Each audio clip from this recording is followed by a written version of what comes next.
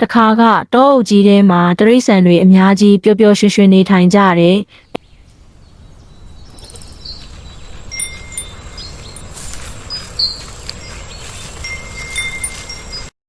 အဲ့ဒီအထဲမှာကြီးကန်းဆိုတဲ့ငှက်ကလေးဟာအရန်လှကြိုက်တယ်အဲ့ဒီအချိန်တုန်းကကြီးကန်းရဲ့အယောင်ဟာအဖြူရောင်ဖြစ်တယ်အခုလိုအမဲရောင်မဟုတ်ဘူး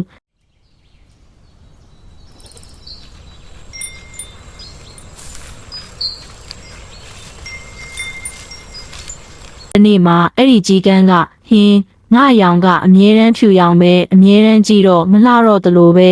ငါရောင်ပြောင်းလို့ရရင်ကောင်းမှာပဲဟုတွေးမိတယ်ဒါကြောင့်မစည်းကွက်ရဲ့အလှပြင်ဆိုင်ကိုသွားပြီးမစည်းကွက်ကျမရဲ့အမွေးတွေကိုအပန်းရောင်ဆိုးပေးပါလားကျမအဖြူရောင်အမွေးတွေကိုမကြိုက်ဘူးလို့ပြောတယ်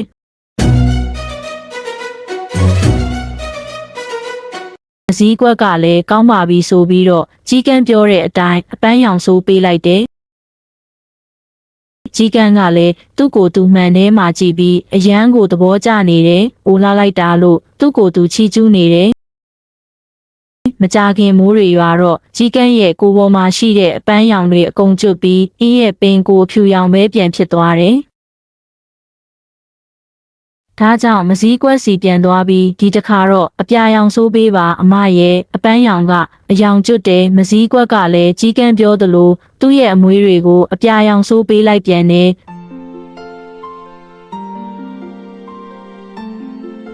မကြခင်မိုးထက်ရွာလာပြန်ရောအဲ့ဒီအခါကြီးကန်းရဲ့ကိုယ်ပေါ်ကအယောင်တွေလည်းကျွတ်သွားပြန်တယ်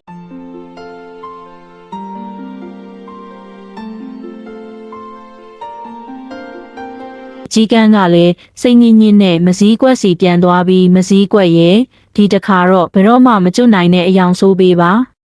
မစည်းကွက်ကလည်းစဉ်းစားပြီး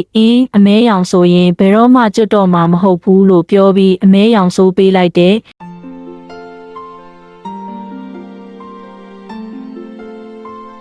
အဲ့ဒီအချိန်ကစပြီးကြီးကန်းဟာအမဲရောင်ဖြစ်သွားတယ်